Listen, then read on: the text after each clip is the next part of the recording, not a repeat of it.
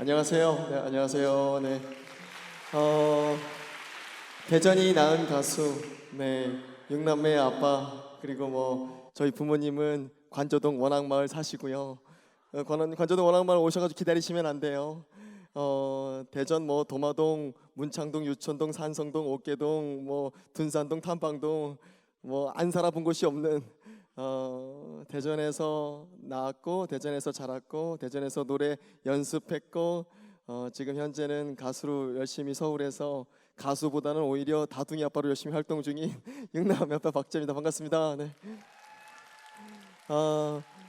보통은 제가 등장하면서 노래를 해요. 항상 그렇게 하는 편이에요. 연출이 그래요. 그래야 제일 분위기가 좋거든요. 근데 오늘은 조금 제가 급하게 멘트를 먼저 하겠다고 좀 부탁을 드렸어요. 그럼 왜냐하면 제가 사실 오늘 뭐 여러 가지로 컨디션이 좋지도 않지만 조금 감기가 많이 심합니다. 그래서 노래가 될까를 잘 모르겠어요. 왜냐하면 낮 시간에 굉장히 실수를 많이 하고 왔어요. 그래서 오늘도 실수할 게 뻔해서 이거는 꼭 말씀드리고 노래를 해야겠다. 그리고 내가 마이크를 많이 넘겨드려야겠다. 마이크 넘겨주시면 얘가 지금 상태가 안 좋아서 넘겨주는구나 이해해 주시고 따라 불러주시면 좋겠어요. 어려운 노래 아니거든요. 제가 가사도 가르쳐 드릴게요. 그러니까 히트곡이 많이 있는 가수니까요. 히트곡으로 먼저, 사실 성전에서 히트곡 부르는 거 굉장히 안 좋아하는데 그래도 또 우리 목사님께서 말씀하시기를 이렇게 히트곡을 하는 게 또 성도분들이 좋아하신다고 하니까 제가 히트곡 한두 곡 불러드리고 찬양하는 시간 갖도록 하겠습니다. 네, 저희의 뭐 잘 모르실 수도 있어요. 제가 가르쳐 드릴 테니 많이 따라해 주세요. 히트곡 맞아요. 1, 2위 했던 그런 노래들이에요. 큰일이다 들려드릴게요. 음악 주세요. 감사합니다.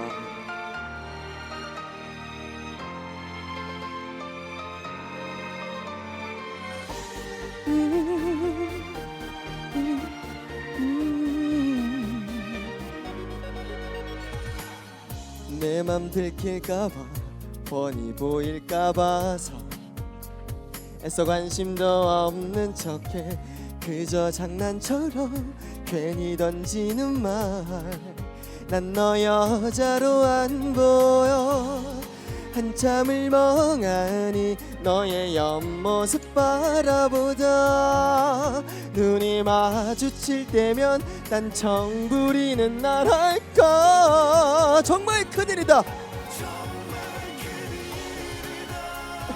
자꾸만 보고 싶어서 매일 생각만 나서 아무 일도 할 수 없는데 여기 청년들이 따라 정말 큰일이다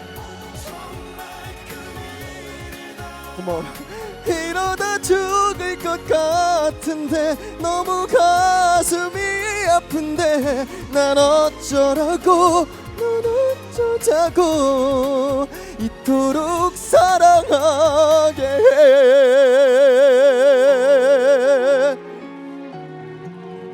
1절 잘 지나갔어요. 네, 2절 할게요. 혹시 피할까봐 부담 가질까봐서 다가서기가 두려워져 마주보는 일도 곁에 서는 일도 어색해지면 어떡해 차라리 나 혼자 오래 마음껏 바라볼게 슬픈 이별 같은 건 하지 않아도 되니까 정말 큰일이다 아시겠습니까 자꾸만 보고 싶어서 매일 생각만 나서 아무 일도 할 수 없는데 정말 큰일이다 마지막 이러다 죽을 것 같은데 너무 가슴이 아픈데 난 어쩌라고 넌 어쩌자고 이토록 사랑하게 해 일어나 나를 한 번만 사랑해주면 안 되니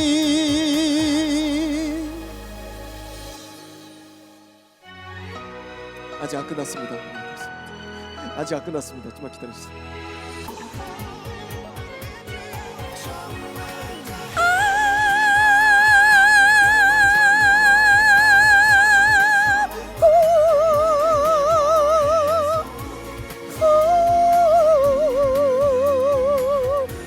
정말 마지막에 정말 다행이다. 정말 다행이다.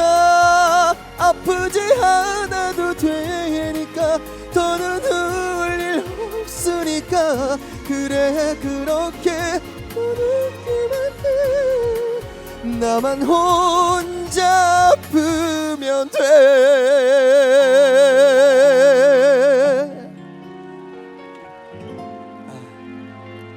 감사합니다. 감사합니다. 정말 이렇게 조마조마하면서 노래했네요. 큰 실수 없이 넘어갔네요. 몸이 좀 좋지가 않습니다. 뭐 너무나 감사하게도 요즘은 그 스케줄이 너무나 많습니다.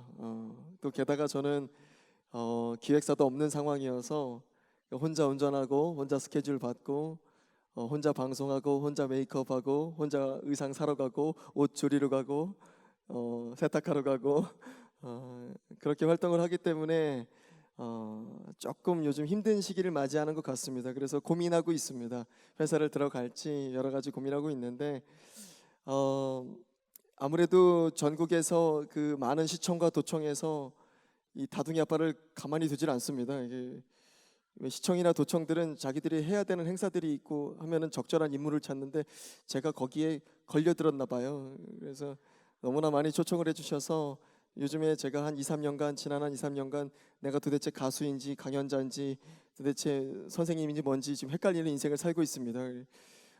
그래서 항상 일부러 등장할 때는 노래를 하고요. 내가 가수였다는 것을 밝히기 위해서 너무나 감사하죠. 하지만 조금 이제 경영에 제 삶의 경영에 그리고 사역자로서의 경영에 조금 더 우리는 하나님의 기업이기 때문에 마땅히 자기 자리에서 경영을 해야 되는 존재이기 때문에 굉장히 고민이 많은 시기입니다. 저는 이제 이 생활에 좀 많이 익숙해져 있는 상태인데 이게 또 굉장히 혼란스러운 어떤 날들이 시작되고 있습니다. 왜냐하면 회사를 만나면 그것도 관계를 맺는 거기 때문에 마냥 편하진 않거든요. 이제 그 사람들의 지시를 따라하고 내가 원하는 스케줄을 마음대로 갈 수가 없기 때문에 또 그런 어려움이 있으니 기도하면서 잘 준비하도록 하겠습니다. 많이 응원해 주시고 여러분들도 생각나시면 혹시나 오늘 이 자리가 아마 한 1시간 이상 진행되면서 기도하고 싶은 그런 마음이 드실 거라고 제가 확신이 듭니다. 잘 여러분들의 마음을 꼬시도록 하겠습니다. 네. 저에 대해서 좀 모르시는 분들도 많이 계시죠? 네, 이 자리에는 우리 권사님들이나 장로님들도 계시고 하니까 제가 좀 저에 대해 좀 소개를 좀 먼저 하는 게 맞는 것 같아서 인사를 좀 올려드리겠습니다. 저는 올해로 아까 말씀드린 대로 대전 출신이고요. 대전 출신임은 더 이상 설명 안 해도 대전 대흥초등학교, 문창초등학교, 산성초등학교 이렇게 다녔고요. 초등학교를 4군데 다녔는데 대흥, 문창, 산성, 내동초등학교까지 다녔습니다. 어릴 때 조금 형편이 좀 어려워서 많이 이사 다니면서 초등학교는 4군데 다녔고 동명중학교, 대덕공고 나오고 우송정보대 졸업했습니다. 그래서 이제 27살에 처음 63 빌딩을 봤어요. 그 전까지는 서울을 가본 적도 없는 인간이었는데 어느새 이렇게 서울 사람으로 가수로 이렇게 살고 있네요. 올해로 나이는 42살 됐고요. 네, 이런 거 너무 좋습니다. 네. 그런 수근수근거림 너무나 좋습니다. 그리고 제가 조금 말이 빨라서 좀 놀라셨죠? 제가 좀 시간이 제가 이제 보통 1시간 반 정도를 하는 걸 제일 좋아합니다. 이게 진득하니 마음을 다 나누고 먼 길까지 왔으면 내 마음 그리고 여러분의 마음 저도 다 얻어가려고 하는 스타일이어서 1시간 반 정도 쓰는 걸 좋아하는데 오늘은 그래도 8시 한 10분을 넘기지 않는 걸로 제가 이제 부탁을 받았으니 그렇다면 똑같은 시간 안에서 적은 시간 안에서 많은 말을 하려면 말을 빨리 하는 게 제일 유리하겠죠, 그렇죠? 그래서 말을 빨리 하는 어떤 버튼을 누른 거예요. 그러니까 말이 좀 빨라들어도 다 알아는 들으실 겁니다. 제가 좀 발음이 좀 정확해서 잘 알아들으실 테니 열심히 빨리 말하겠습니다. 42살 그리고 아내를 만난 지는 이제 27년 됐습니다. 중학교 3학년 때 만났어요. 저는 동명중학교, 아내는 신일여중. 그래서 둘 다 이제 대전에서의 첫사랑. 그런 사이고요. 27년째 열애 중인데 사람들이 뭐 어떻게 이렇게 오래 만나냐 많이들 말씀하시는데 뭐 우리 어머님들이나 뭐 여러분들 다 아시겠지만 사랑이라는 것이 그렇게 2년 3년의 어떤 과학이나 의학으로 뭐 설레임이 호르몬이 뭐 줄어들어서 뭐 이렇게 증명할 수 있는 것이 아니라는 걸 저희는 알아요. 10년 되어서야 깨달은 사랑이 있었고요. 20년 되어서야 깨달은 사랑이 있었어요. 더욱더 풍성해지는 사랑이 있고요. 지금은 그 사람의 인생이 제 안으로 들어와요. 바라볼 때 그 사람의 지금의 모습이 보이는 게 아니라 그 삶이 보여요. 더욱더 풍성한 사랑을 허락하시는 하나님을 경험합니다. 이렇게 둘 사이에 육남매가 태어났네요. 대전이 낳은 가수가 육남매를 낳은 게 되게 자랑스럽지 않으세요? 네. 그래서 이렇게만 말씀드리면 꼭 여러분들이 이제 고등학교 때 사고 쳐가지고 아기 난 줄 알아요. 이제 그건 아니고요. 29에 첫 아이 낳았고요. 그리고 다 2살, 3살 터울 지키면서 낳아서 다 완전 모유수유했고요. 다 애착 관계 온전하게 형성하게 하려고 노력했고요. 질서 안에 낳고 싶었고요. 하나님이 주신 질서를 분유나 완전 분유로 배신하고 싶지 않았어요. 그리고 그 대가를 치르고 싶지 않았어요. 아이가 받은 사랑이 온전해야 줄 수 있는 사랑이 이어진다는 것을 우리는 느꼈고요. 둘째 때, 셋째 때 느끼기 시작했고, 넷째부터는 다 완전 모유 수유했어요.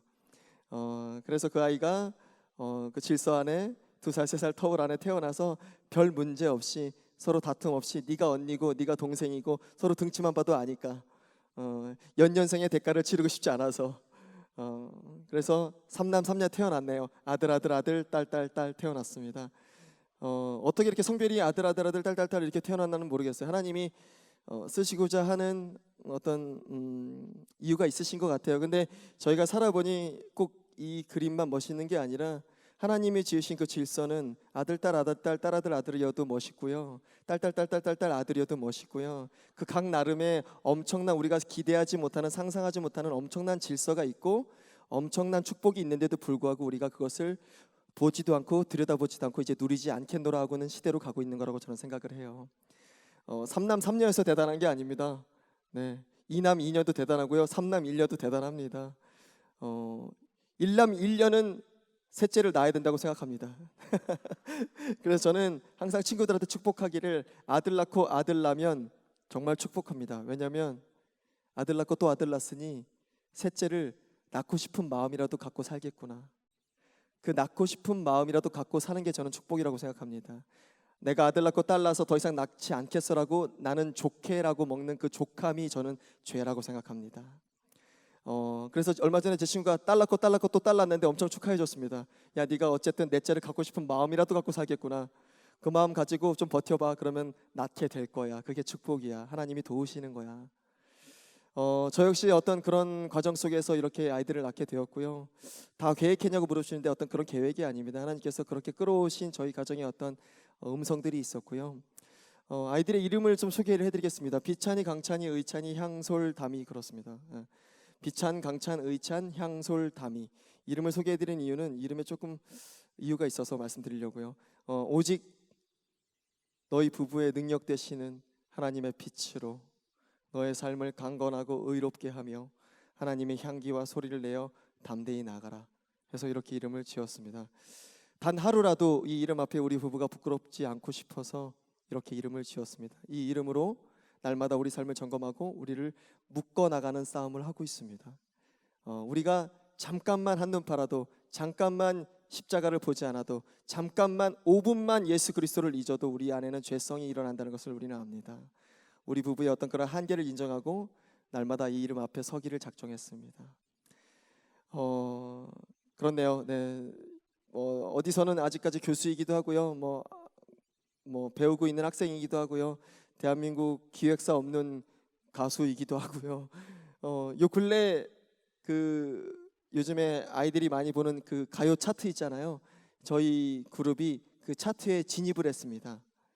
그래서 이래 없는 기적이라고 지금 가요계에서는 이야기하고 있습니다. 기획사 없는 그룹이 이 차트 안에, 이 차트 보셨죠? 멜론 쓰시죠?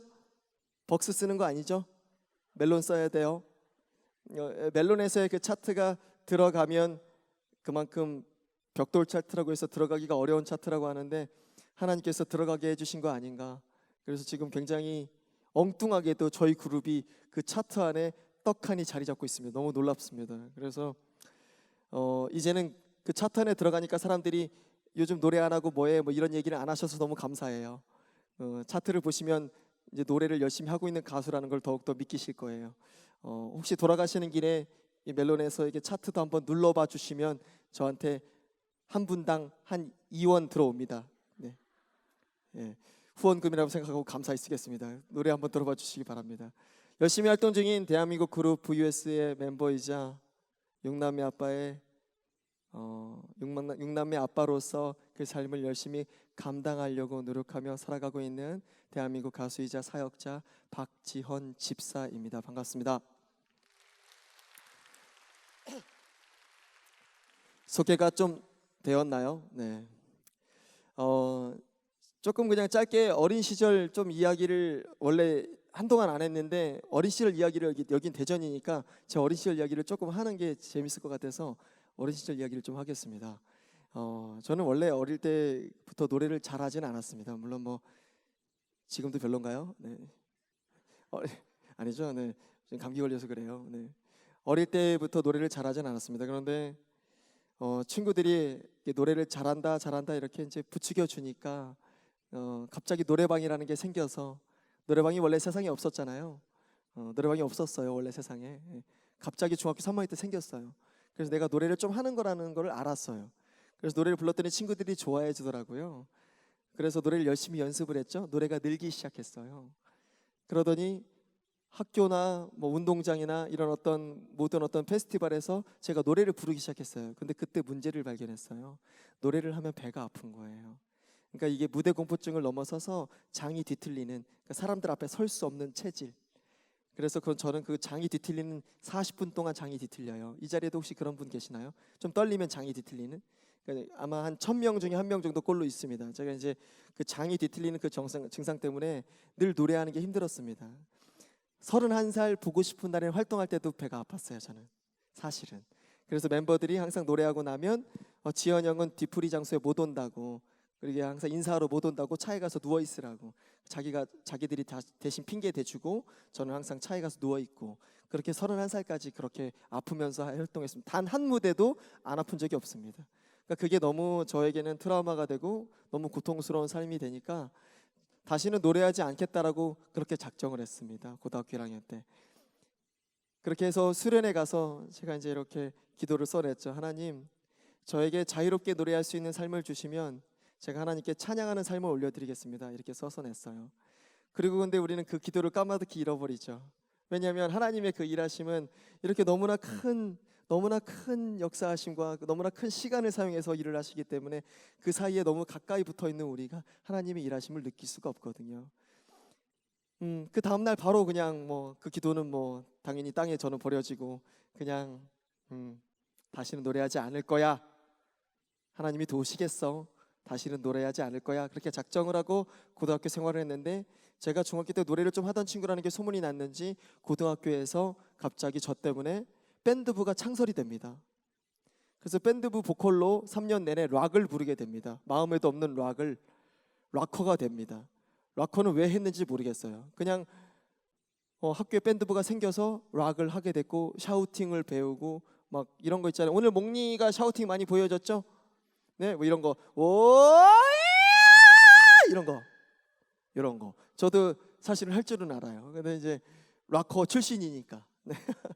그렇게 노래를 시작을 했고 막 헝그리 해야 된다고 그래가지고 막 깻잎에 밥 먹고 이유도 없이 그냥 일부러 배가 고파야 되는 거예요. 락커는 뭐 왜 그랬나 모르겠어요. 우리의 문화가 그래요. 사실 우리가 요즘에 하고 있는 그 10년 전에는 다 슈퍼스타 K로 다 가수 된다 그러고 5년 전에는 다 요리사 된다 그러고 지금은 다 유튜버 된다고 하는 게 사실 그거랑 똑같은 거예요. 이유도 없이 그냥 미디어에 의해서 그냥 끌려가는 거예요. 다 유튜버가 되면 방송은 도대체 누가 봐요? 내가 찍은 거 네가 보고 네가 찍은 거 내가 보고 이제 이렇게 되는 시대가 가는 거죠. 사실은 미디어의 꿈이지 우리의 꿈이 아니라는 거예요. 저 역시 그렇게 휘둘리면서 고등학교 시절을 보낸 거죠. 그리고 락을 불렀죠. 샤우팅을 배웠고 그때마다 배가 아팠고, 그리고 다시는 노래하지 않겠다 해서 회사에 취직을 했어요. 그 아산에 있는 경원색이라는 굉장히 유명한 센츄리 에어컨 회사입니다. 센츄리 에어컨. 거기에서 제가 이제 일을 시작했는데 그곳에서도 또 소문이 났는지 그 공장에서 최초로 저 때문에 밴드부가 창설이 됩니다. 그 제가 일기예요 다. 그 고등학교 밴드부 일기가 지금도 이어져 오고 있고 대덕공고에서 지금도 20 몇 기로 이어져 오고 있고요. 그리고 그 회사도 지금 24기로 4기인가 3기로 이어져 오고 있고요. 그 후배들이 일기 박지현은 가수가 됐더라 해서 이렇게 응원을 하고 있고요. 정말 그때 포크송을 너무 열심히 통기타를 배우고 포크송을 배우고 회사 회식이 있을 때마다 회사에 어떤 페스티벌이 있을 때마다 노래하고 이제 다시는 노래하고 싶지 않아서 배는 늘 아팠으니까 다시는 노래하고 싶지 않아서 군대에 지원을 했습니다. 그래서 이제 그 청주에 있는 17 비행단에 여기 이제 오군장역에 있는 비행단에 자대 배치를 받았네요. 그리고 이등병 시절에 20개의 네오바를 돌면서 노래를 부릅니다. 병장들이 노래를 하도 시키니까요. 돌면서 노래해야지 어떡해. 해요. 근데 그게 단장님께 보고가 올라가고요. 17 비행단에 최초로 저 때문에 밴드부가 창설이 됩니다. 그래서 저는 군 생활 2년 6개월 내내 트로트를 엄청 불렀습니다. 그래서 그때 불렀던 막 트로트 같은 게 이런 거 있잖아요. 저는 락을 했었고 포크를 했는데 트로트를 시키니까 이게 믹스가 돼서 이제 일렉 기타를 들고 편곡을 하는 거예요. 그래서 쭈징쭈징찡찡 쭈징쭈징찡찡 이걸 하는 거예요. 사랑만 남겨놓고 떠나가느냐 이런 걸 하는 거죠. 그래서 그렇게 트로트 단장님께 휴가 받으려고 단장님께 이쁨 받으려고 그렇게 열심히 트로트 부르면서 군생활을 하다가 전역을 했는데 저한테 두 후배가 전화가 왔어요. 그게 김경록과 최현준이에요. 지금의 멤버들. 선배님만 오시면 가수 3인조로 데뷔를 한다는 거예요. 저는 그래서 전역하자마자 뭐 요즘 기획사가 말하는 뭐 연습생 시절이랑 이런 걸 보낸 적 없이 그냥 바로 데뷔했습니다. 그래서 데뷔하자마자 그 저거 뭐죠? 도전천국. 네, 도전천국에서 엄청 우승을 합니다. 제가 웬 신인이 나타났는데 노래를 다 외우고 있어. 트로트를 너무 많이 알아. 그래서 제가 엄청 많이 우승을 해요. 생뚱맞게. 그래가지고 그때도 몰랐죠. 이게 하나님이 일하신 거라는 것은 몰랐죠. 어떤 기획사보다 훌륭한 기획사에서 20년간 트레이닝 받고 있었다는 것을 저는 몰랐죠. 그리고 많은 인기를 얻게 되고 많은 성공을 하게 됩니다. 그런데 저는 까마득히 하나님을 잊고 지내고 교회는 아예 다니지 않는 사람이 됩니다. 그런 제게 하나님이 어떻게 일하셨고 언제나 제 옆에서 어떻게 친구 되어 주셨고 저를 어떻게 끌어오셨는지를 가르쳐 주시기 위해서 그 사랑을 알려주시기 위해서 저를 모든 사업에서 실패하게 하시고 그룹에서 탈퇴를 하게 하십니다. 그리고 저는 이 대전 원내동으로 귀향을 합니다. 그래서 가장 인기 있을 때 대전 원내동으로 귀향했습니다. 그래서 대전 원내동에서 힘들 때 그 집 앞에 너무 큰 교회가 있어서 한번 걸어 나갔습니다. 그게 한밭제일장로교회예요. 근데 웬 가수가 사람들이 수근수근 대면서 웬 가수가 여기로 이사를 왔고 이 교회는 왜 나오나 해서 굉장히 저를 많이 안아줬어요. 그때 이영하 목사님께서 저를 많이 안아주셨고 그 교회에서 성도들이 저를 많이 치유해 주셨어요. 여기에서 그 1년 반의 시간이 굉장히 참 행복했습니다. 그리고 다시 서울에 올라와서 이렇게 가수 활동을 하고 있는데요.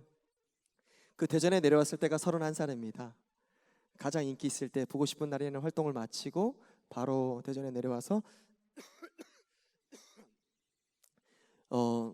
그렇게 교회를 다시 나가기 시작하면서 32살 되는 해에 처음으로 제가 찬양 앨범을 발매합니다. 그제서야 그 기도가 기억이 나고 그 앨범을 발매하고 32살부터 저는 지금까지 10년 동안 단 한 번도 배가 아프지 않습니다. 완전히 자유해졌습니다. 그런데 하나님의 은사를 꼭 이렇게 말씀드리려고 한 게 아니라 그리고 우리가 아무리 하나님의 그 기적을 말해도 세상 사람들은 잘 믿지 않잖아요. 우연히 그럴 수 있는 거라고 생각하잖아요.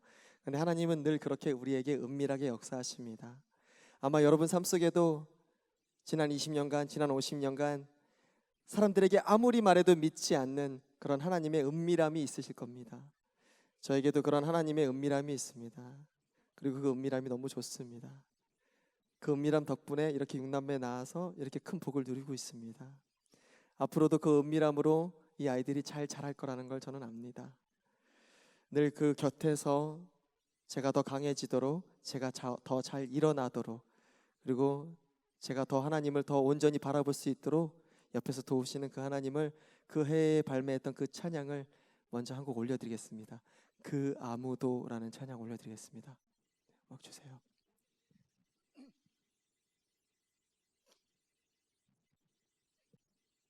그 아무도입니다.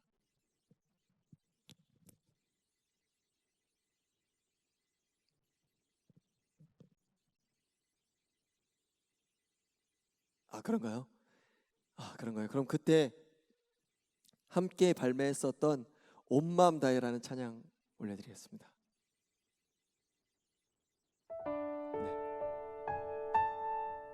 이 찬양은 많이 아시는 찬양이죠. 이게 제가 리메이크를 해서 발매를 했습니다. 그래서 조금 생소하실 겁니다. 제가 스타일을 다르게 불러서. 주님과 함께하는 이 고요한 시간, 주님의 보좌 앞에 내 마음을 쏟네. 모든 것 아시는 주님께 감출 것 없네. 내 맘과 정성 다해 주 바라나이다. 온 마음 다해 사랑합니다. 사랑합니다. 온 마음 다해, 온 마음 다해 주 알기 원하네. 주 알기 원하네. 내 모든 삶 당신 것이니 주만 섬기리. 온 마음 다해.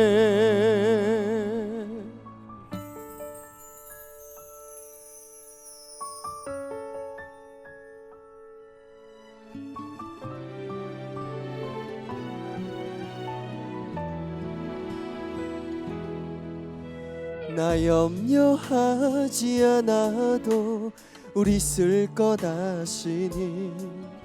나 오직 주의 얼굴 구하게 하소서.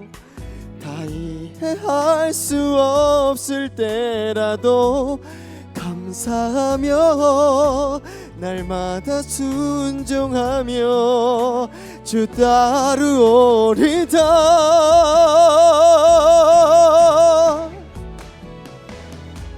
온 마음 다해, 온 마음 다해. 반주 조금만 키워주세요. 사랑합니다. 온 마음 다해, 온 마음 다해. 주님 알기 원하네. 주 알기 원하네. 내 모든 삶 당신 것이니 주만 섬기리. 온 마음 다해. 사랑합니다. 사랑합니다. 사랑합니다.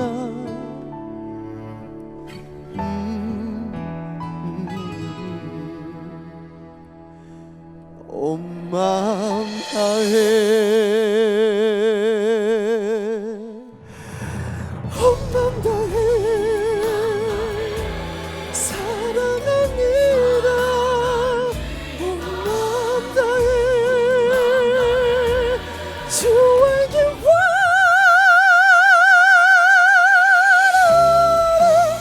내 모든 삶 당신 것이니 주만 섬기리. 온 마음 다해. 내 모든 삶 당신 것이니 주만 섬기리. 온 마음 다해.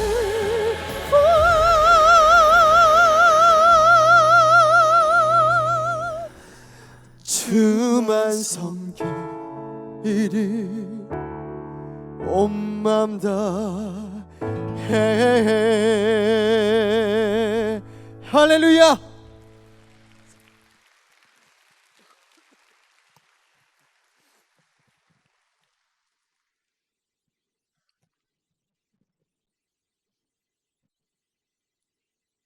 네. 네, 정말 실수하지 않으려고 조마조마하면서 정말 목소리가 잘 나오지 않으니까 또 어려운 건 사실이네요. 네, 다시 기운을 내겠습니다. 자, 네, 힘들어 보여요. 개인적으로 힘들어 보이는 거 되게 싫어하는데, 하도 힘들지 않냐는 질문을 너무 많이 받으니까요. 그 질문이 너무 지겨워서 힘들어 보이는 걸 싫어합니다. 그래서 더욱더 운동도 열심히 하고, 근데 그거는 그런 거랑 비슷한 것 같아요. 10년 후나 20년 후가 너무 선명해서 지금을 소홀히 살 수가 없는 어떤 그런 현상. 왜 군대에서 그러잖아요. 전역이 선명하면, 제대가 선명하면 열심히 공부합니다. 자격증 따고요, 열심히 책 읽습니다. 근데 제대가 깜깜하면 포기합니다. 무너집니다. 우리는 천국을 소망하는 자들이잖아요. 천국을 선명하면, 천국을 선명하게 마음에 새기면 지금을 소홀히 살 수가 없습니다. 저는 지금이 제 인생에서 가장 중요한 때이고, 10년 후를 준비하는 시간이고, 20년 후를 준비하는 시간이고, 50년 후에 하나님을 만날 시간을 준비하는 시간입니다. 그래서 열심히 운동하고 더욱더 소홀히 살 수가 없는 겁니다. 지나가는 사람들이 너무 힘들지 않냐고 물어보니까 이제 그 질문이 지겨워가지고요, 언젠가는 이렇게 짜증을 내게 되더라고요. 그냥 엘리베이터에서 마주치시는 아주머니께서 질문을 하신 건데, 자칫하면 제가 그 아주머니께 짜증을 낼 뻔했어요. 안 힘들어요, 이렇게 할 뻔했어요. 아이고 육남매 아빠네 이러면서, 힘들지 않아? 그래가지고 갑자기 힘들지 않은 소리 들으니까 또 갑자기 두근두근 하는 거예요. 그래서 이제 실수하지 않았어요. 근데 그 질문이 너무 짜증이 나니까 이제 집에 와서 아내하고 나눴어요. 이게 도대체 우리가 이 질문을 언제까지 듣고 살아야 되는지 모르겠다고. 그러면서 자연스럽게 우리의 어떤 처지나 우리의 상태를 점검하게 됐어요. 사람들이 이렇게 많이 물어보는데 우리는 왜 이 질문이 싫고, 우리는 어떤 마음으로 도대체 살아가고 있기 때문에 이렇게 살아내는 걸까를 아내하고 연구를 했어요. 단순히 근육이 자라선 줄 알았어요. 왜 그런 거 있잖아요. 막상 그 삶을 살고 있는 그 사람은 잘 모르는 거. 막상 그 무게를 들고 있는 그 역기 선수는 그게 무거운지 잘 몰라요. 날마다 드는 거니까. 우리한테나 무거운 거지 그 사람한테 무거운 게 아니거든요. 저도 육남매를 한꺼번에 키운 게 아니라 하나하나 키워온 삶이 있기 때문에 이게 이제 힘들다고 못 느끼는 어떤 그런 근육을 갖게 됐나? 이렇게만 생각을 했는데 단순히 그것만은 아닌 걸 알았어요. 어떤 상태를 살고 있다는 걸 알았어요. 그 상태를 여러분들한테 좀 설명해 드리기 위해서, 여러분들도 겪었던 상태이기 때문에 제가 잠깐 질문을 좀 던지겠습니다. 10년 전, 짧게는 청년들은 10년 전, 이 자리에 이제 우리 권사님들은 길게는 한 40년 전 첫사랑 한번 떠올려 보세요. 첫사랑 기억나세요? 기억나시죠? 다른 건 다 잊어도 첫사랑은 잘 못 잊잖아요. 기억나지? 한번 떠올려 봐요. 그 이름만 떠올려도 웃음이 나오는, 미소가 절로 나오는, 지금 웃고 계신 분들은 다 지금 벌써 떠올리신 거예요. 아니면은 지금 옆에 그 옆지기, 지금의 그 일을 처음 만났을 그때 한번 떠올려 보세요. 그때 하나님 만났을 그때도 좋아요. 떠올려 보세요. 너무너무 사랑해서 너무너무 뜨거웠던, 그래서 밤새 통화하고 밤새 선물 만들고 밤새서 편지 쓰던, 누가 말리면 내가 써야 된다고 막, 누가 말리면 선물 내가 만들어야 된다고 막 우기던, 학을 막 굳이 내가 다 접던, 종이학을 내가 접어야 된다고, 내 정성이 들어가야 된다고, 그렇게 날을 새서 전화 통화를 하다가 아침에 만나서 해돋이를 보러 가는 미친 사랑, 다 해보셨죠? 해돋이를 보러 가도 피곤한지 몰랐던 그 사랑, 그렇게 뜨겁게 밤새서 사랑하고 있는데 지나가는 사람들이 또는 오랜만에 만난 친구가 자꾸 짜증나게 힘들지 않냐고 물으면, 너 그렇게 사랑하는 거 힘들지 않아? 그렇게 새벽 예배 나가는 거 힘들지 않아? 너 그렇게 편지 쓰고 선물 만드는 거 힘들지 않아? 그럼 뭐라고 하시겠어요? 답답하지 않겠어요? 아니, 대꾸하고 싶지도 않죠. 네가 이 사랑을 알아? 나는 열애 중이야. 제가 이 육남매하고 열애하고 있다는 걸 알았어요. 그리고 아내를 포함해서 7명이, 그리고 우리 8명이 하나님과 열애 중인 걸 알았어요. 열애가 능력입니다. 하나님과의 그 좁은 간격이 능력입니다. 하나님이 나타나셔서 이 자리에서 우리를 도우실 수도 있지만 그게 능력이 아니라 하나님과의 그 열애하는 마음으로 하나님과의 간격을 좁혀 나가는 것이 능력입니다. 세상에 일어나는 모든 문제가 되지 않습니다. 그 간격이 좁으면 문제가 튕겨져 나갑니다. 저희 가정은 그 간격을 좁혀 나가기 위해서 매일 아침 6시 반에 예배를 올려드립니다. 말씀을 배우기 위해서 큐티하고 그게 다가 아닙니다. 하나님과의 간격을 좁혀 나가는 겁니다. 오늘도 이 하루를 살아야 되기 때문에 문제는 더욱더 많아집니다. 문제가 어떻게 적어집니까? 결혼을 하면 문제가 더 많아지고요. 아이가 태어나면 문제는 더 많아집니다. 하나를 더 낳으면 더 많아지고요. 6을 낳았으니 얼마나 많겠습니까? 문제가 해결될 수 없다는 걸 알았습니다. 문제가 치워질 수 없다는 걸 알았습니다. 문제를 누르고 덮어가는 거라는 걸 알았습니다. 문제를 누를 수 있고 문제를 덮을 수 있는 것은 하나님과의 간격입니다.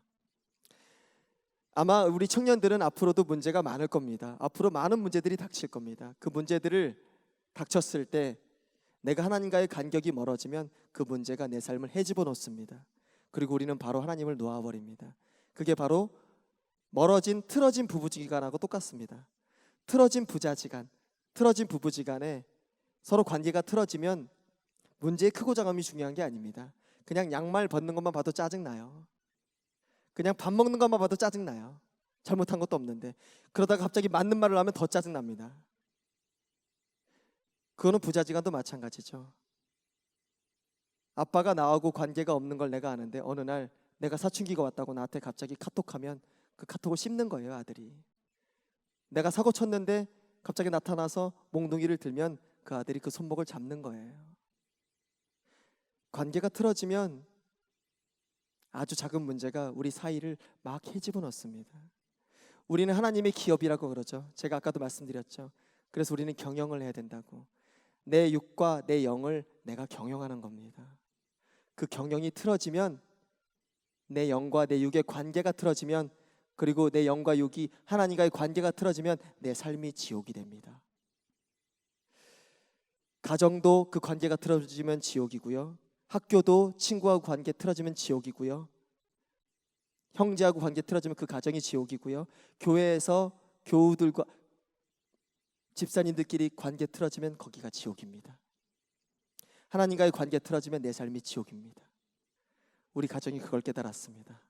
그래서 아침에 하나님께 붙들려서 나아갑니다. 관계 좁혀 나가기 위한 싸움을 합니다. 그 열애하는 마음으로 제가 라디오스타라는 방송에서 굉장히 멋진 명언 2마디를 했습니다. 제가 제 입으로 명언이라고 하니까 좀 그러네요.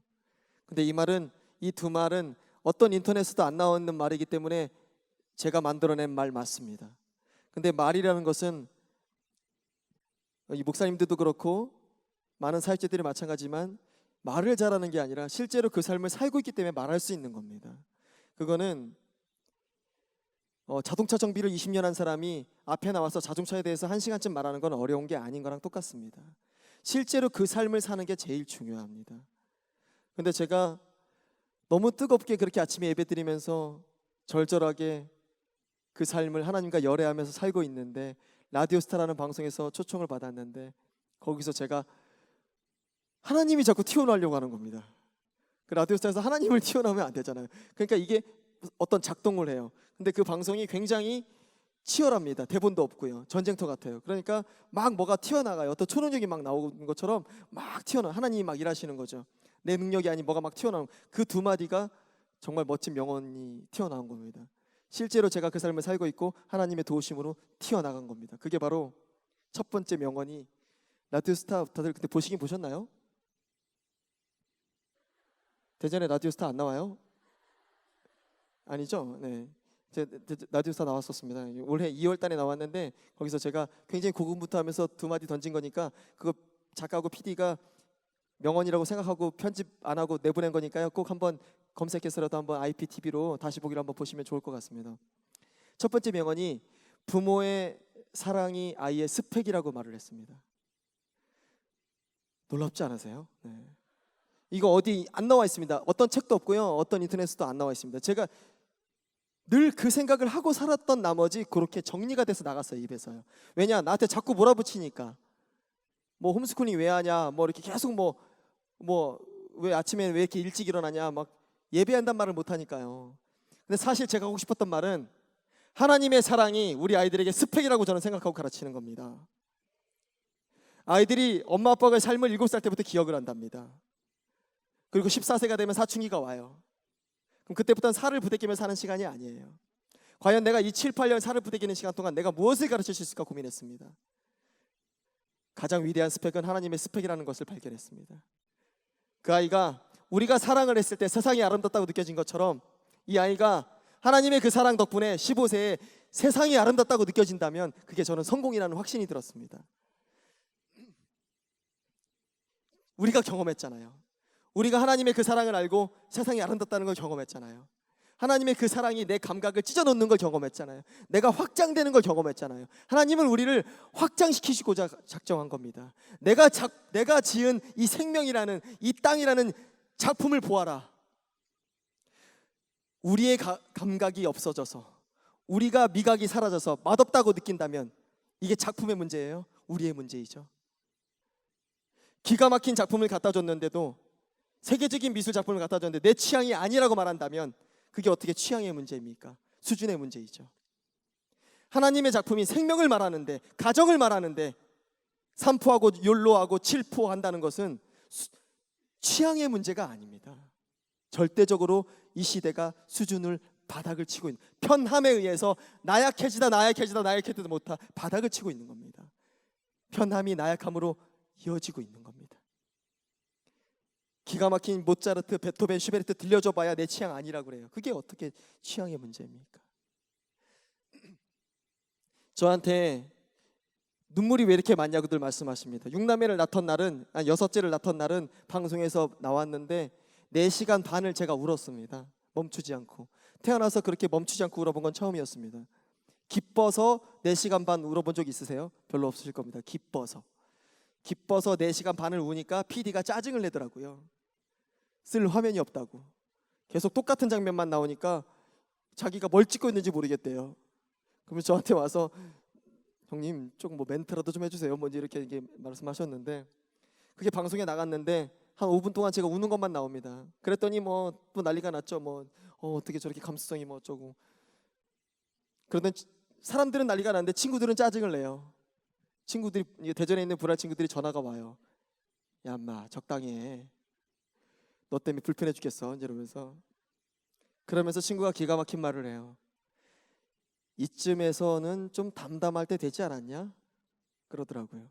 6째쯤 되면 담담할 때 되지 않았냐요. 그때 알았어요. 이거는 담담한 것이 아니라 더 많이 안다는 것은 우리를 더 섬세하게 안다는 걸 알았어요. 그래서 우리가 나이가 먹는다는 것이 축복이라는 걸 알았어요. 내가 늘 만나던 사람, 내가 늘 걷던 그 길, 내가 늘 만나던 하나님 더 섬세하게 느껴진다는 거예요. 그 감각으로 우리를 확장시켜 나가시는 거예요. 하나님은 이 세월과 나이를 통해서. 내리사랑이라는 게 아이가 변한 게 아니잖아요. 아이가 어떻게 더 예뻐집니까? 아이는 똑같아요. 내가 변한 거죠. 내가 더 깊어진 거죠. 내가 더 깊이 느끼는 처지가 되는 거예요. 그 실력을 갖게 된 거예요. 하나님의 그 사랑을 아는 실력을 가진 여러분들을 축복합니다. 축하합니다. 네. 지나가는 아이들만 봐도 울컥한 우리가 됐으면 좋겠습니다. 저는 그렇게 삽니다. 지나가는 산모만 봐도 눈물이 너무 납니다. 아무것도 모르고 허리 붙잡고 걸어가는 그 삶이, 머리 질끈 묶고 있는 그 삶이 너무 멋있어서 그 자리에서 기도합니다. 그분을 위해서. 모르고 따라가는 겁니다. 울면서 따라가는 겁니다. 귀한 일이 그렇습니다. 그 여자도 신앙생활을 하던 간 안 하던 간에 울면서 모르고 따라가는 겁니다. 맡은 바가 있어서. 우리 삶이 그렇게 울면서 따라가는 삶입니다. 그러면 하나님이 우리가 상상 못한 그 자리에서 우리를 더 기쁘게 하십니다. 우리가 더 희생하고 고생하는 것이 아니라 진짜를 누리게 하십니다. 저는 그래서 늘 결혼하는 분들에게 꼭 말합니다. 아이 낳으세요. 대놓고 얘기합니다. 아이 꼭 3까지 낳으세요. 약속 안 하면 노래 안 해줄 거예요. 그럽니다. 희생하고 고생하는 게 아니라 앞으로 진짜 누리는 게 뭔지를 배울 겁니다. 각오하세요. 제대로 누리세요. 희생이라는 단어, 고생이라는 단어 쓰지 마세요. 노래해드리겠습니다 하고 노래해줘요. 2번째 명언을 소개해드리겠습니다. 얘기가 샜네요. 2번째 명언은 제가 주차장에서 뛴다고 그랬어요. 저는 주차장에서 매일 뜁니다 이렇게 얘기했어요. 그거는 그렇게 굳이 말하려고 했던 건 아닌데 김구랑님께서 저를 계속 재촉하는 거예요. 저랑 1년 동안 친했잖아요. 아빠 본생에서. 그러니까 라디오스타에서 만난 게 반가우니까 저를 막 계속 건드리는 거예요. 내가 어떤 명언 좀 했으면 좋겠다는 거지. 그래서 내가 잘했으면 좋겠으니까 저를 계속 이렇게 간지럽히는 거지. 아니 그래서 뭐 어떻게 집에 몇 시에 들어가? 맨날 들어가. 한 번도 외박 안 해봤어? 그럼 몇 시에 들어가? 뭐 이렇게 몇 시에 일어나? 계속 질문을. 그러다가 저도 모르게 주차장에서 뛴다고 말을 했어요.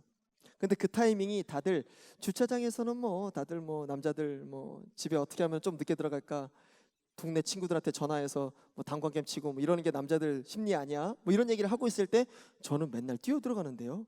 이렇게 얘기랑 얄밉게. 그랬더니 저도 이렇게 얄밉게 얘기한 저는 몰랐죠. 근데 저는 그 진심으로 튀어나간 거예요. 그 말이 또. 그랬더니 그 패널 5명이 저한테 이렇게 하는 거예요. 분위기가 좀 싸해지더라고요. 저한테 이러더라고요. 근데 이게 지금은 웃음이 나오지만 그 순간은 분위기가 싸해지면서 제가 굉장히 심장이 뛰었어요. 너무 이 모습이 너무 억울해서. 왜 그렇지 다들? 내가 뭐 말 실수했나? 내가 되게 팔불출 같은 말했나? 내가 왜 이런 입장이어야 되지? 뭐 이러니까 그리고 넘어갔어요. 쓱. 그런데 PD님이랑 작가님이 이 말이 좋았나 봐요.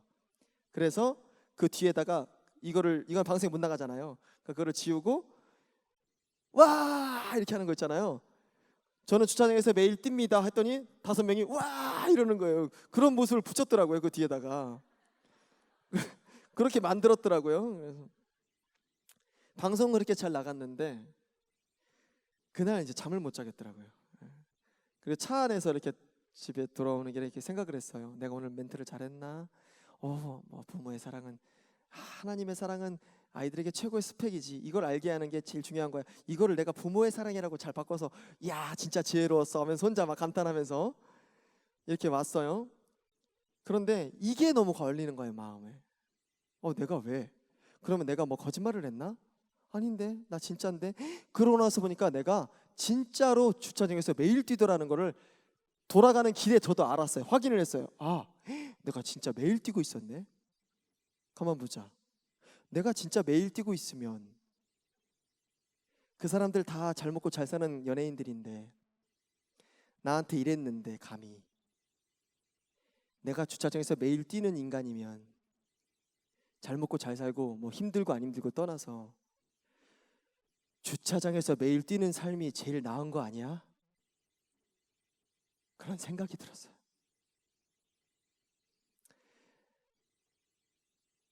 매일 주일 아침에 하나님 만나실 생각으로 설레어서 나오세요? 그 마음으로 우리가 살면 된 거 아니에요? 얼마나 이 땅에서 우리가 뭘 누리겠습니까? 네? 누려봐야 더 이상 이 시대가 뭘 더 누리겠습니까? 어느 학자가 연구를 했대요. 지금 현재 우리나라는 서민이 한 명당 옛날로 따지면 노예 200명을 누리는 삶이래요. 우리가 먹는 거, 우리의 이 안전 어마어마한 거예요. 비교를 할 수가 몇천 년 전이랑은 비교를 할 수가 없는 거예요. 한 2,000명 노예 누려야 행복한 건가요? 아니에요. 더 없습니다. 날마다 그로 인해서 내 삶이 밋밋해지면 그게 더 불행합니다. 뜨거운 마음을 회복하시는 여러분들 되십시오. 하나님과 열애하시는 여러분들 되십시오.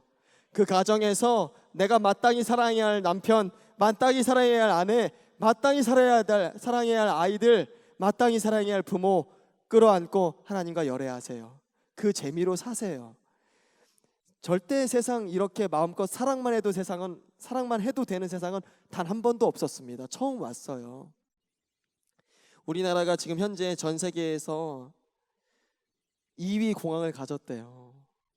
2위 공항.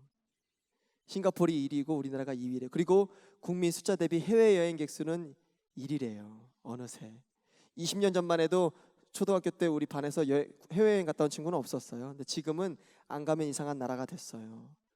우리의 이 방향성을 보자고요. 우리나라에, 전 세계가 아니에요. 우리나라에. 중2병 우리나라에만 있는 단어예요. 이게 어떻게 아이들이 15세가 되면 왜 병이 와요? 그거는 원래는 사춘기였잖아요. 생각사, 봄춘.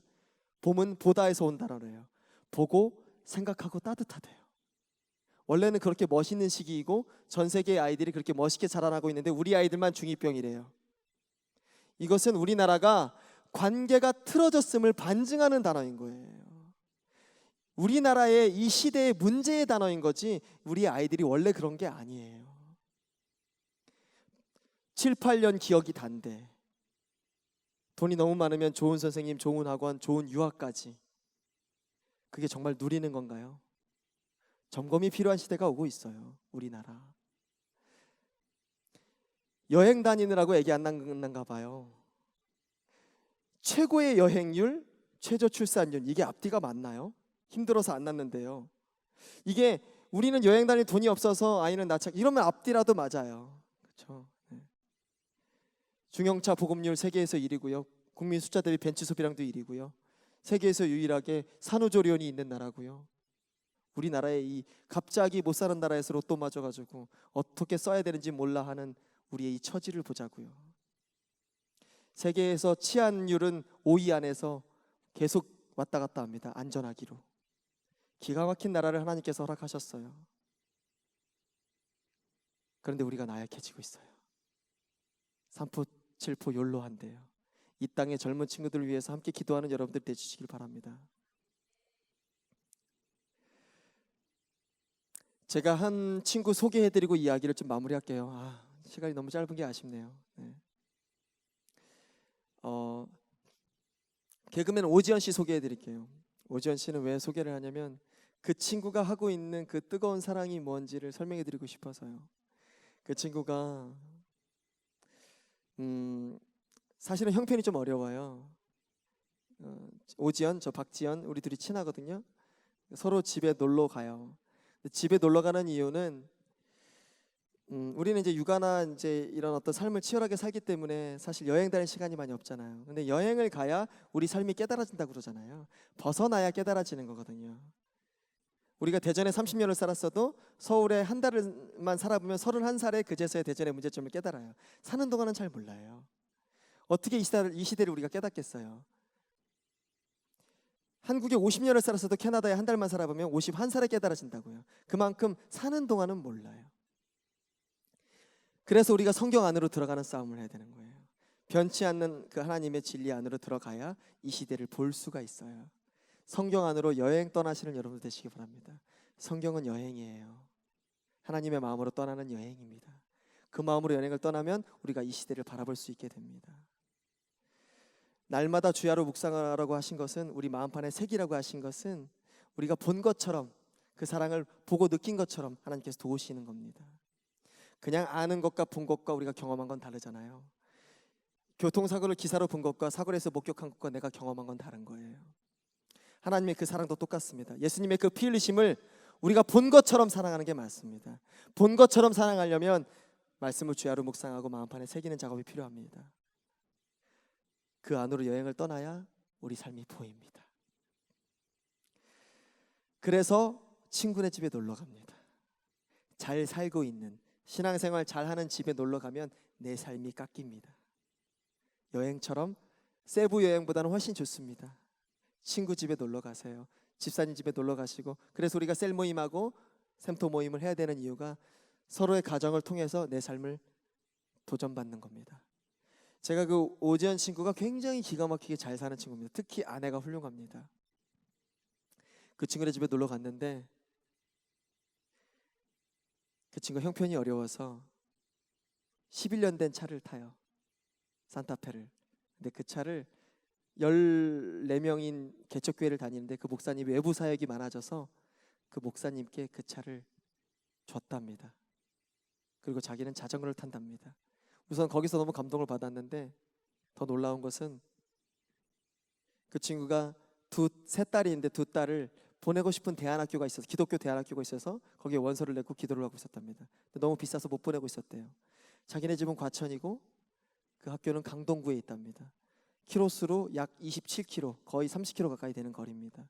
그런데 그 학교에서 전화가 왔답니다. 왜 안 보내시냐고. 혹시 학비 때문에 그러시면 저희가 그 두 아이를 장학생으로 섬기겠다고, 졸업할 때까지. 너무 은혜롭죠?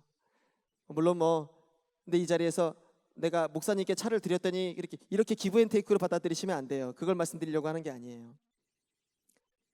그 친구가 그 연락이 와서 차가 없어서 너무 당황스러웠대요. 이제 통학버스는 없으니까 자기가 데려다 줘야 되는데 차가 없잖아요. 목사님께 차 내놓으라고 할 수 없잖아요. 그래서 그 자기가 타고 있는 그 자전거에 연결하는 2인용 빨간색 트레일러를 샀대요. 아동용 빨간색 트레일러를 중고거래로 샀대요. 그리고 거기에 아이들을 태우고 자기가 자전거로 왕복 5시간을 했대요. 너무 기쁜 마음으로. 그리고 2시간 이상 자전거 운전을 해서 도착을 하니까 자기 온몸이 정말 속옷까지 단 한 군데도 안 빼고 다 젖어 있더래요. 뚝뚝뚝 떨어지더래요. 근데 그게 더러운지 모르고 아이들이 아빠를 엄청 오랫동안 끌어안아 주더래요. 아이들이 뒤에서 본 거예요. 그 친구가 그러면서 얘기하더래요. 자기는 큰아이가 혼자서 버스 타고 학교 가기 전까지는 이거 누리고 싶다고. 근데 제가 보는데 이 친구의 이 절절한 사랑이 부러웠어요. 부족함 때문에 얻게 된 절절함이죠. 우리의 넉넉함이 이 절절함을 놓칠 수가 있어요. 저는 그 친구를 보면서 당장 자전거를 사지는 못했지만 제 삶을 돌아봤어요. 그리고 저도 작정했어요. 더욱더 절절해지기로. 더욱더 절절하게 열애하신 여러분 되십시오. 제가 또 소개해드리고 싶은 친구가 사람이 있는데 이 한 사람만 더 소개하고 마무리할게요. 그리고 마지막 찬양은 생략하겠습니다. 제가 목도 안 좋으니까 이야기를 좀 더 하고 생략하겠습니다. 제 아내 소개를 좀 하겠습니다. 아내 얘기를 빼먹을 뻔했습니다. 빼먹으면 안 되잖아요. 아내 얘기를 빼먹으면 안 됩니다. 제 아내가 셋째를 낳고 넷째를 낳다가 제일 힘들었습니다. 우리 삶이 그랬습니다. 어떤 기준을 벗어날 때가 제일 힘들었습니다. 왜? 사람들이 너무 괴롭혀요. 기준을 벗어나니까 가만히 냅두질 않아요. 방송도 너무 취재 오려고 그러고 가장 가까운 가족이 제일 많이 괴롭힙니다. 특히 장모님, 우리 엄마. 장모님이 어땠겠습니까? 넷째를 가졌다니까 좋아해요, 처음엔. 그런데 좋았는데 모임을 다녀오세요. 모임을 다녀오면 마음이 바뀌어요. 그 말에 영향을 받은 거예요. 이 시대가 그 말의 싸움을 하고 있다는 겁니다. 우리가 말에 영향을 받아요. 누군가 나한테 육아 스트레스 그러면 육아 스트레스 아니야 하세요. 나 열애하는 거야. 네 자존감은 어떻고 네 인생 이게 내 인생이야. 감히 내 인생 비웃지 마. 이게 자존감이 더 높아. 나는 목숨과도 바꿀 수 있는 그 사랑을 경험했어. 예수님이 피 흘리신 그 사랑을 나는 이 아이를 통해서 경험했어. 나는 그래서 자존감이 높아. 내 인생이 그래서 소중해. 감히 내 인생을 불쌍하다 하지 마. 이거 스트레스라고 하지 마. 그 단어로 나를 훼손하지 마. 일본의 학자가 연구하기를 물이 2잔이 있는데 한쪽 물에는 좋은 단어, 한쪽에 나쁜 단어. 이쪽 물은 아름답고 이쪽 물은 흉측하대요. 물에 귀가 있는 것도 아닌데 어떤 과학이죠. 이쪽 물은 식물이 잘 자라고 잘 안 자란대요. 우리 몸이 70% 이상이 물입니다. 하나님은 이 땅을 말씀으로 창조하셨고 우리 인간에게만 언어를 허락했습니다. 내가 날마다 뱉는 단어가 내가 날마다 창조되는 겁니다. 날마다 성경 안으로, 기도 안으로, 찬양 안으로 들어가셔서 날마다 우리 아이들을, 우리 스스로를 창조해내시는 여러분 되시기 바랍니다. 아내 얘기하다가 또 이야기가 샜네요. 장모님이 모임 나가서 이런저런 얘기를 듣고 오니 이제 입술을 여는 거예요. 신앙도 없으신 분이시라 막말을 하는 거죠. 아내에게 지우라고. 한 3일을 괴롭히더라고요. 아내를. 아내는 좀 입술이 무겁습니다. 아내가 3일째 되는 날 덤볐습니다. 어떻게 덤볐는지를 말씀드리면 제 아내가 어떤 아내이고 어떻게 신앙생활하는 사람이고 제 삶을 어떻게 끌고 가고 있는지를 잘 그 캐릭터를 느끼시게 될 겁니다. 딱 덤비기를 엄마 딱 그러더라고요. 저는 엄마 하는데 이미 놀랐어요. 제가 큰일 났다. 엄마 말 다 했지? 오늘이 3일째야. 이제 그만해. 내가 하고 싶은 말이 있어. 엄마가 그만할 줄 알았는데 내가 말을 하지 않으면 엄마가 계속할 것 같아서 내가 얘기할게. 제가 이게 너무 멋있어서 이 말을 외웠어요. 이 다음 말들을. 엄마는 내가 등신 같지? 엄마는 엄마 딸이 미친년 같아? 한심해? 엄마, 나는 이거 최고여서 하는 거야. 내가 아이를 낳고 키우고, 엄마는 하나님을 믿지 않지만 내가 이 아이들에게 하나님의 사랑을 가르치고 넷째 아이를 또 낳기로 작정한 이 마음은 최고여서 작정한 거야. 내가 희생하는 거 아니야, 엄마. 나 엄마 딸이 누리는 거야. 그러니까 헷갈려 하지 마. 엄마는 엄마가 누린다고 생각하는 게 있겠지. 근데 나는 내가 누린다고 생각하는 게 있어. 내가 결정한 거야. 나는 이 시대 사람들이 다 틀렸다고 생각해. 다 같이 돛담배에서 몇천 명이 떠내려가면 그 사람들이 옳은 거야? 내가 옳은 거야. 나는 이게 생각해. 나는 이게 맞다고 생각해. 최고라고 생각해서 나는 하는 거니까 더 이상 방해하지 마 하고 딱 끊더라고요. 너무 멋있지 않나요?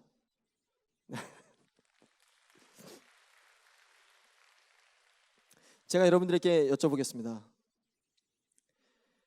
우리가 하나님을 믿는 거, 이 자리에서 예배드리고 신앙생활 하는 거 남들보다 더 고생스럽고 더 힘든 거 하는 건가요? 우리가 하나님께 해드리는 건가요? 아니죠.